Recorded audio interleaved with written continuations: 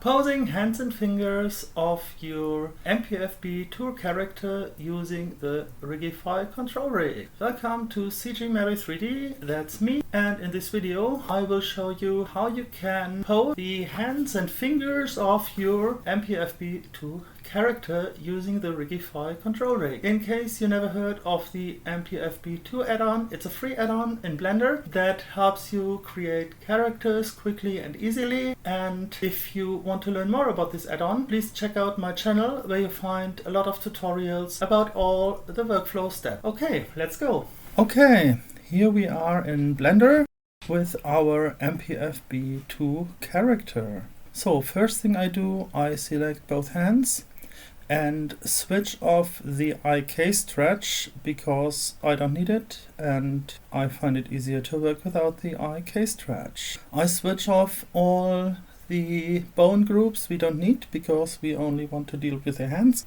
So to make it less confusing, we can switch on the face and the torso and all the other stuff we don't need.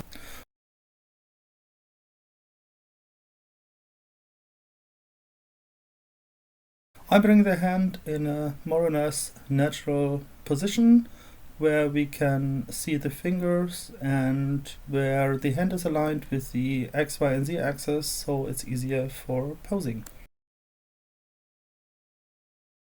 These lines with the boxes on top are the finger controls where we can rotate the fingers. With the shortcut R, we can rotate the base of the selected finger.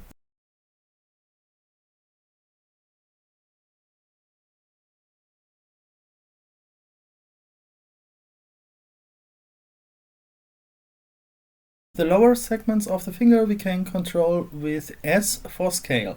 When scaling the finger controls, it doesn't actually scale the finger, but makes the two lower segments of the finger towards the tip rotate, thus curling the finger.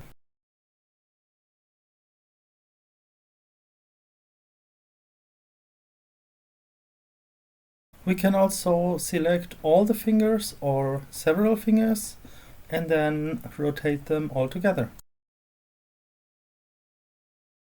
However, when scaling multiple fingers, you see what happens.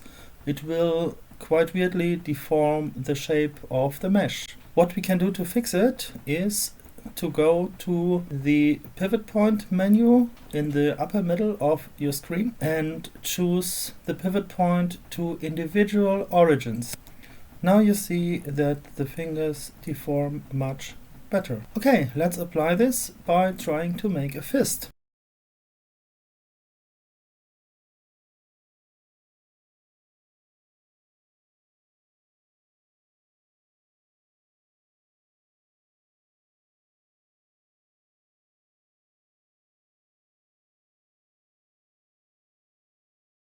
Okay, let's animate the fist.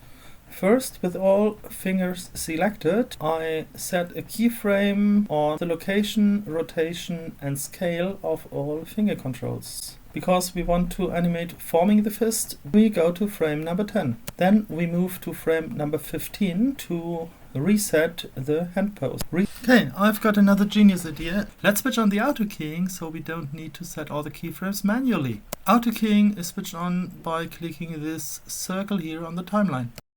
Resetting rotation, location and scale is done by holding Alt and pressing the respective shortcut like Alt and R, Alt and G or Alt and S to reset the rotation, location and scale of the selected bones. Since auto keying is enabled, Blender will automatically keyframe the reset of the bones.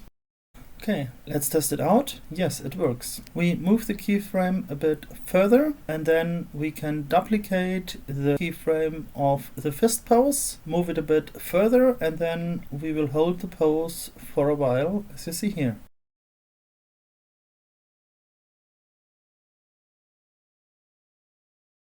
Next, we will make the index finger point in some direction. Let's go. We copy the keyframe of the open hand to have a starting point. Select all the fingers but the index fingers and curl them like we did when posing the fist. Bring the thumb down a little bit.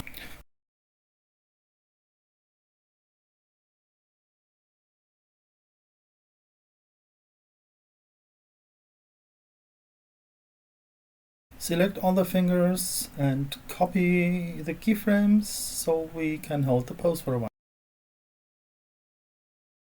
Another fun idea, bring the hand up and let's, how you call this in English? Okay, you see what I mean.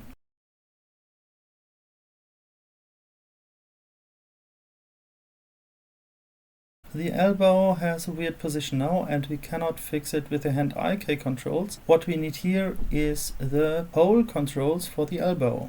You could do this by rotating these arrows. However, I find it more convenient to use the alternative method, which is the so-called pole target. If we switch on the pole target, you see this ball, and the function of this sphere is that the elbow always points toward the sphere. So by moving the sphere, we can adjust the direction of the elbow. And while the hand is already up, we can make another pose and let her show the victory sign.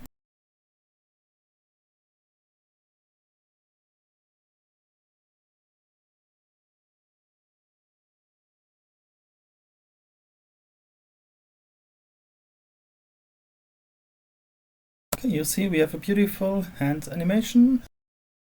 We can switch off the overlays so we can see better what we made.